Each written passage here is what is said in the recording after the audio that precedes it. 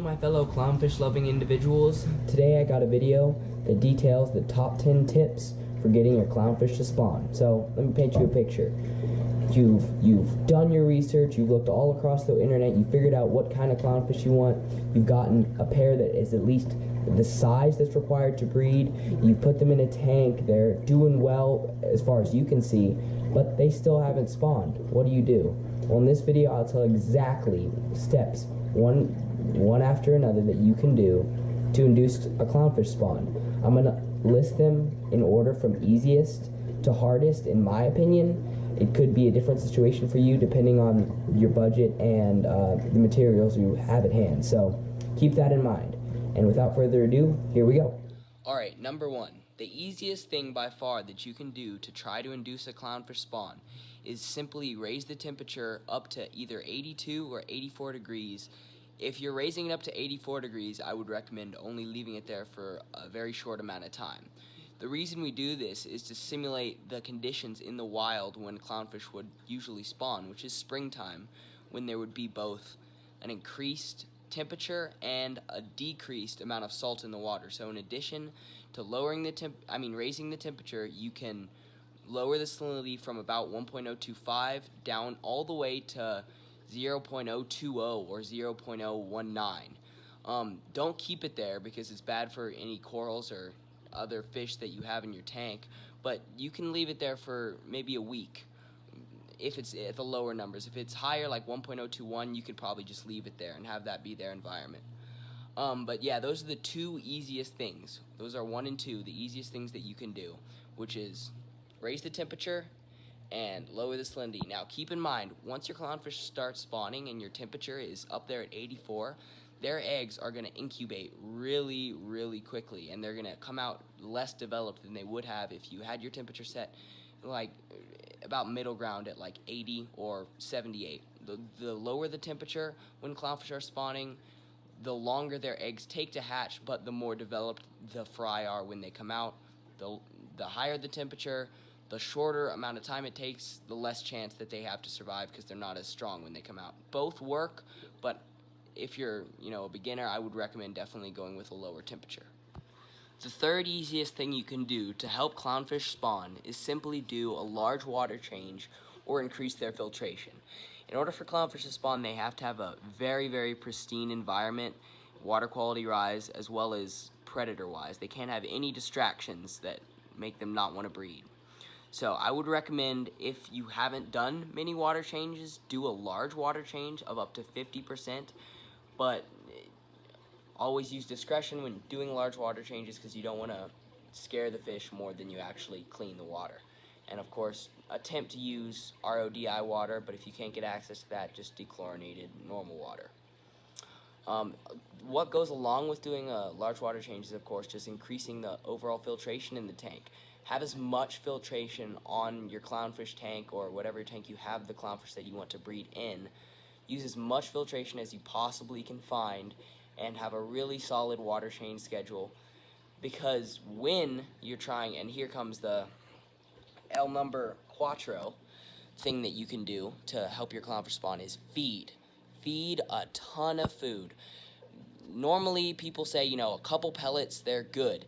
You want to feed like as many times a day as you think is prudent. I feed mysis shrimp, PE mysis shrimp, which are increased protein, twice a day, and I feed quite a lot to each of my clownfish. And then throughout the day, I also give them pellet food, and a lot of pellet food. They tell you not to give a lot of pellet food to fishes because it's really proteinicious, but in this case, it's totally fine to just give them as much as they'll eat, but try not to give them more than they'll eat, because then you're looking at messing with your water quality a little bit. And whatever you feed them, you need to make sure it's really high fat and really high protein. There's a certain ratio that I'm not totally sure what it is that's perfect for getting clownfish to breed, that has different lipids and other kinds of fats and fatty acids in it. I'm not sure what that is. It would be very easy to look up, though. And there's various foods that you can buy that are specifically designed for feeding clownfish to breed or feeding fish to breed, like Larry's Reef, like I think it's called Feeding or Fertility Frenzy. That's the name. If you want a good food that's a little bit expensive, Fertility Frenzy is the one you should go for.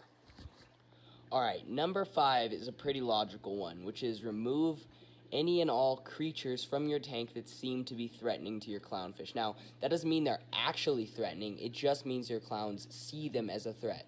For instance, in my reef tank, I had a small scooter blenny, which is now in this tank over here, or this compartment, and he was, of course, not annoying my clownfish at all on purpose, but just the fact that he was there was messing with him a little bit. You know, he was foraging around for some copepods, doing his thing as a scooter blenny, but they were not about it. They would constantly push him away from their encampment, and I figured it wasn't good for him and it wasn't good for them to have that stress. So always remove any and all creatures from your tank that you think could be threatening towards your clownfish if you want them to spawn for sure.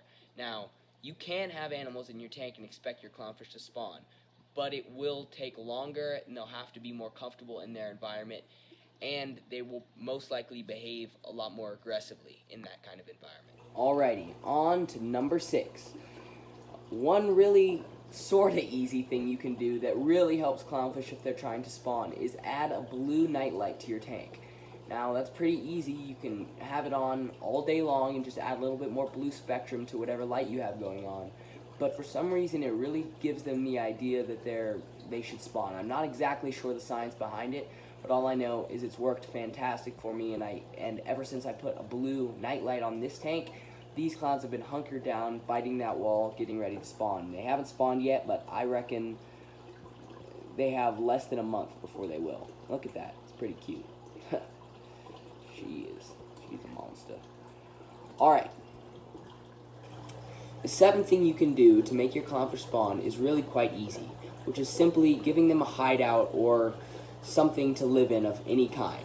Now, usually in a classic clownfish breeding tank, this would be a tile structure, such as in here, or a flower pot, such as in here.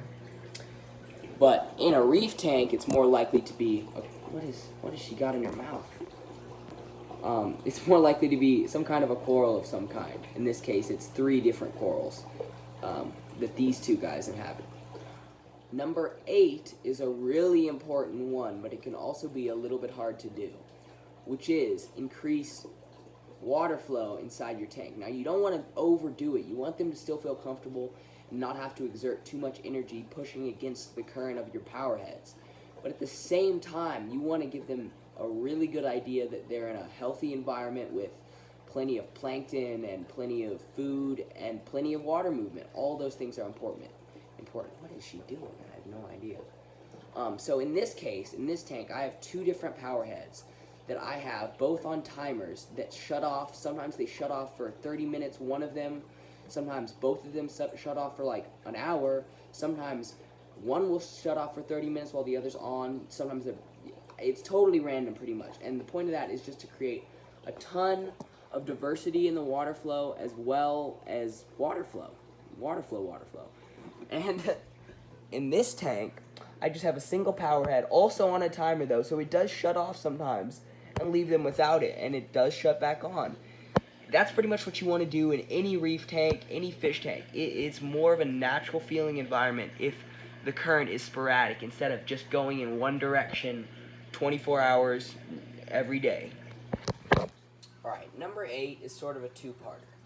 Number 1, you can add a refugium to your tank, which is great for filtration, and specifically great because it maintains, if it's working right, the exact same ratio of nitrogen to phosphorus to carbon there is in the ocean naturally. Now, that is very hard to achieve by other means, and it's very hard to achieve with the refugium, but theoretically that's what it should do.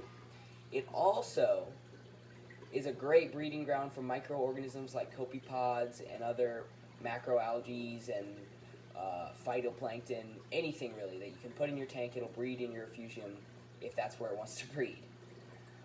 Now, you can also, in addition to adding refugium, or instead of, if you can't, you can, and this is a very important one, you can flood the tank with either rotifers or baby brine shrimp.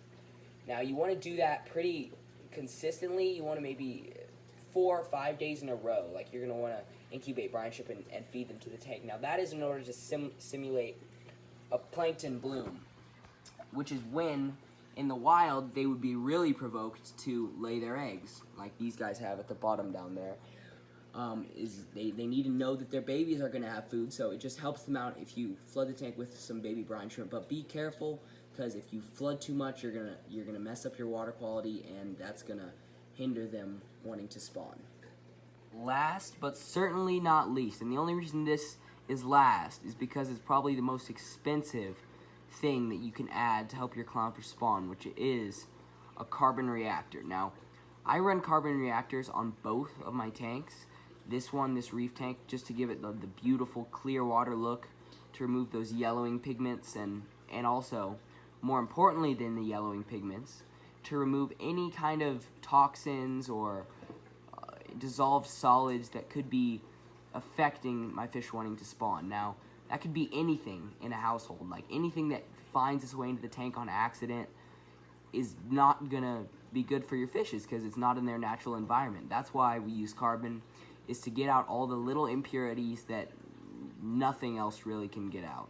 Not even, maybe a UV sterilizer. That would be another good thing now that I think of it, but I don't have the money for a UV sterilizer.